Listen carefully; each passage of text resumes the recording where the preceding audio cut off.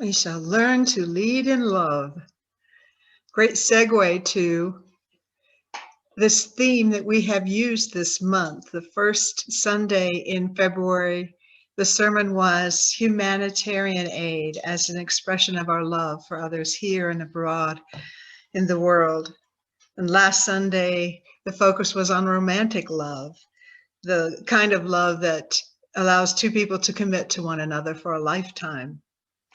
And today, we're talking about beloved community. And in this little homily, I would like to share some thoughts and questions, concerns that I have linked with the thoughts of other great thinkers and doers. The phrase beloved community is over a century old. It began in 1913 with the American philosopher, Josiah Royce, who founded the Fellowship of Reconciliation. And he wrote, "My life means nothing, either theoretically or practically, unless I am a member of a community." He observed that besides the actual communities we experience on a daily basis, there was also an ideal beloved community made up of all of those who would be dedicated fully to the cause of loyalty, trust, and reality itself. The Reverend Martin Luther King Jr. was also a member of the Fellowship of Reconciliation, and he took the concept of beloved community, expanded it, broadened it, engaged it into the civil rights movement of the time, and envisioned beloved community as a society based on justice, equal opportunity, and love of one's fellow human beings. So as I continue to talk about beloved community, I'm going to focus on the definition. Maggie's read some things that really point us to how to view beloved community. And then also how beloved community affords us a growth opportunity, either individually or collectively. And then how do we apply this concept of beloved community and go beyond the words wah, wah, wah into action? So let's begin. If you were a television viewer in the 70s, these words might resonate.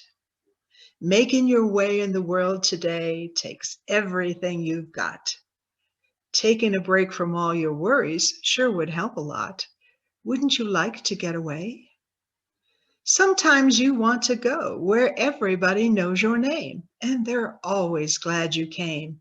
You want to be where you can see our troubles are all the same. You want to be where everybody knows your name, where everybody knows your name, and they're always glad you came. Well, you probably recognize that as the theme from Cheers. It has several more verses, but let's move on. Consider what they're talking about. A place of refuge, a place of recognition. Everybody knows my name, and a place of welcome. They're always glad I came. Is that beloved community? Well, I'm here to tell you, we're not going to look to the population of Cheers as our definition of beloved community because it's not diverse. It's very homogeneous, really. And I'm not sure that, well, for one example, if you know that particular bar, it's downstairs. And those of us who are physically challenged would find it difficult to get there. There are other reasons why that is not a good example for beloved community. So, beloved community is diverse. It's got a lot of going on for it. Everyone is welcome. Everyone that's here is not necessarily just like us. In fact, we invite people who are different from us. So that's part of who we are. We have no dogma or creed, so that implies by very definition that everybody who believes differently is welcome here. What binds us are the principles, the guiding principles, and the covenant that we affirm every Sunday. That's what binds us. So we are not like-minded in our beloved community. We are like-hearted. Like-hearted. So, beloved community is not homogeneous, and we don't think alike, and we're not devoid of conflict. This one's tough for me because all of my life, I kind of programmed to go along, to get along, peace at any price. That's who I am. I'm a typical kind of middle child, and while I'm not the peacemaker, I just really like to stay away from confrontation. It does things physically to me. So the toughest lesson for me is rewriting the script of 70 years and going into the notion that I can respectfully disagree. This beloved community affords me the kind of relationships where I can be totally who I am and know that what I express will be respected. It also requires of me that I fully respect the ideas and opinions and perspectives of others. So no longer am I allowed to just get along. I've got to work at this in terms of expressing who I am and drawing out from others who they are. And that means, well, a concrete example, over the last 4+ years, for me, it would mean sitting down with someone who had total respect for Mr. Donald Trump and listening actively, courteously, and then sharing with that individual my opinions about him and his administration. That is beloved community. Recognizing that we may not always be going the same direction, but we will always have the trust and the kind of strength in our relationships that we can keep dialoguing until we reach the point where love is the answer.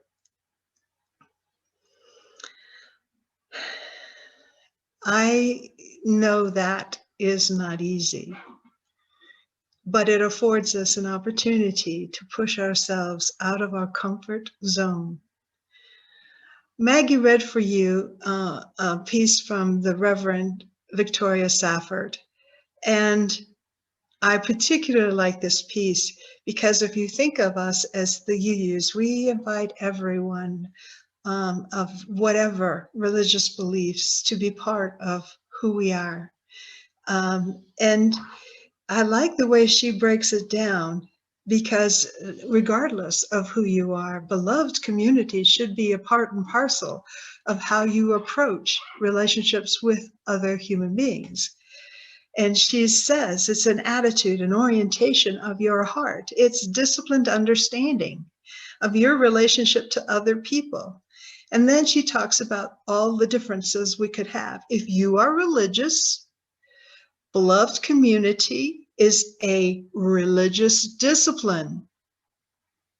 If you are seeking spiritual wholeness or spiritual balance, beloved community is a spiritual discipline. If you are an ethical humanist, it's a deliberate moral stance.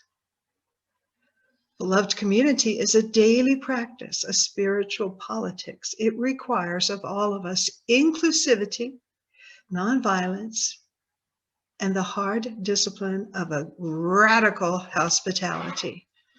And I love that phrase, radical hospitality, because it seems to be somewhat of an oxymoron. So I've been thinking about this and what would radical hospitality look like? Well, first of all, there's the invitation. And second, there's the welcome. And third, there's the embrace. You are part of us, and we are whole. we are one. Recently, I had a conversation with a former member of our church, and this individual shared with me when asked, well, I thought about it for a while, and there really isn't anything. I didn't make any friends, and there really wasn't anything to tie me to the church, and so after I made my decision and let them know that I was resigning, nobody ever really followed up, and so I kind of thought, well, all right, I guess they're not terribly invested or important to me. And knowing that I was going to be speaking about beloved community today, that really hit me. Oh, we've missed an opportunity to be the beloved community we aspire to. Somehow, we didn't make the kind of connection we need to make. Somehow, our hospitality was not quite as radical as it could have been. But we don't give up. There's always another opportunity to invite, to include, to embrace.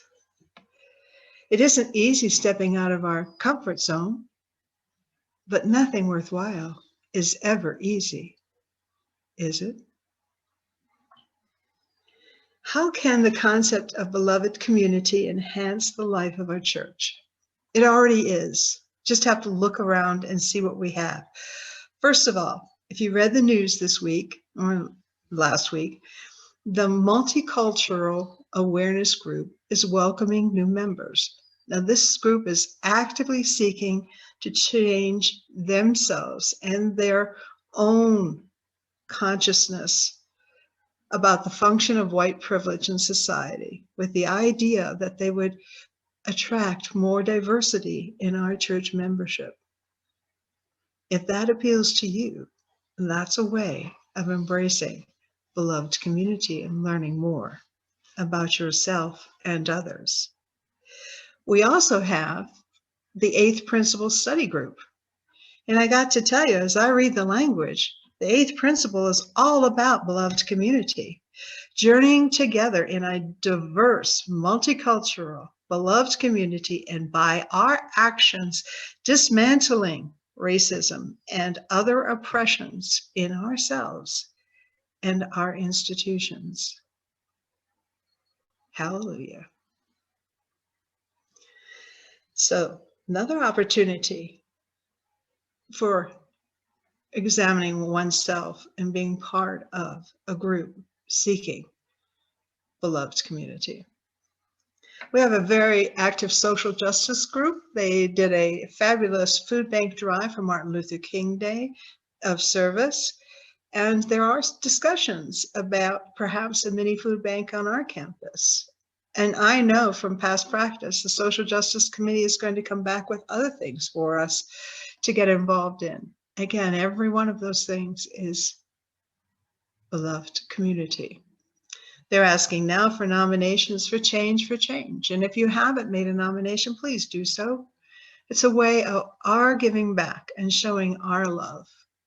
Wouldn't it be great in Las Cruces if the phrase came, they'll know we are UUs by our love?